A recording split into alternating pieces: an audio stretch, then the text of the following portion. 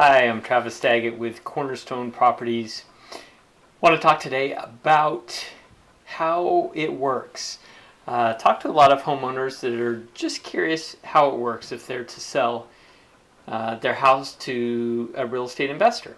So you may be wondering if you are just thinking of selling your house without listing it with an agent, hosting open houses, cleaning everything up, doing the repairs, all that.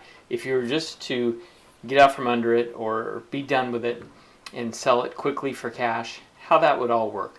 So the first step of our process is typically when somebody gives us a call, and they may have found us on our website, which is selltocornerstone.com, or some other way of finding us. It's usually our website, and they're just curious about how it works, how long it's going to take, how much they could sell it for, all those types of things. So the first step in the process is just that initial phone conversation. And during that phone conversation, we like to get as much information as possible about the house, yes, but also just the circumstances and the timeline and what the homeowner needs to do or to accomplish. That way we can really get an idea of, number one, if we can help, and number two, how we can best help. Because as real estate investors purchasing a house, there are almost endless ways that we can purchase the house. It can be immediately, it can be over time, just all kinds of different ways that usually aren't options or aren't offered when someone is listing a property for sale with a realtor. So we're going to need to know all about the condition of the house and any major items that need repairs, what's been upgraded, what hasn't.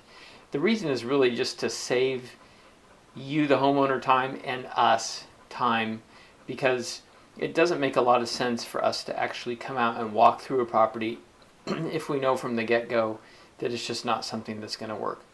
So all the details about the property and when you're going to need to sell, when you want to close, how much you want to sell it for, and really the most important part of that is how much you want to walk away with. So, for example, some people, they don't need any cash, or in fact, if they were to get the cash, they just put it in the bank, earning practically nothing.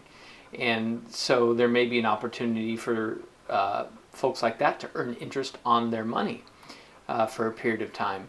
Some people need 100% of the sales price and they own it free and clear, so there's no mortgage to pay off. Some people need everything above the mortgage. Some people need just a certain amount for a specific purpose. So when we know that, we know how much the mortgage is, we know all those details, we can really craft offers that make sense, or not. Maybe it doesn't make sense. So that really helps us. Then once we're done with that first part of the process, having that initial phone conversation, then the next step is for us to do a little bit of research just to get an idea of how much we think the property is worth before we even look at it. And if we're even in the ballpark, if we're in the range of what the homeowner needs and wants to sell the house for.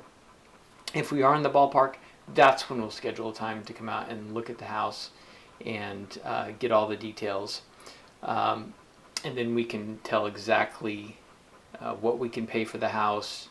And we find that out by determining how much we think it'll be worth after everything's done to it. And then, of course, how much it's going to cost to get it there, how long it's going to take, and then we can arrive at how much we can pay for it, because we renovate it and then we either rent it out or sell it. Hope that explains the process if you're curious about selling your house to a real estate investor or a cash buyer versus listing it with a real estate broker or real estate agent. Any questions? Feel free to contact us, and if this was helpful, please share it. Thanks.